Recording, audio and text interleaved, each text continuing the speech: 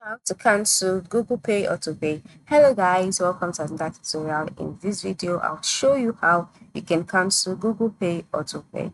So what do you do first? The first step is for you to launch the Google Pay app on your on your Android device, just like I've done here. And then once you've launched it, the next step is for you to go to the top right corner of the screen and click on your profile photo. Then in the menu that is displayed, ensure you select payment methods or payments depending on what you can see there. Once you're taken to the payments tab, on this page, alongside your payments, you'll see your subscriptions that you've made. Okay, for me, I can't see anything here because I have not added a payment method and I have not made any subscription.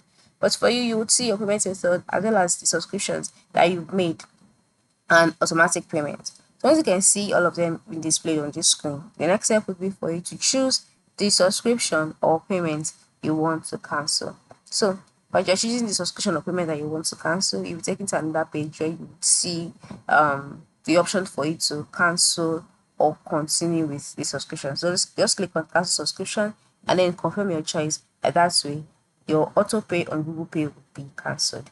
Now, an example is when you use your Play Store to subscribe to certain applications. So, for example, this is my Play Store, and this is how it looks like. And then once you're on your Play Store homepage, move to the top right corner, look at your profile photo. Then on this page, you'll see payment and subscription, right? Yes.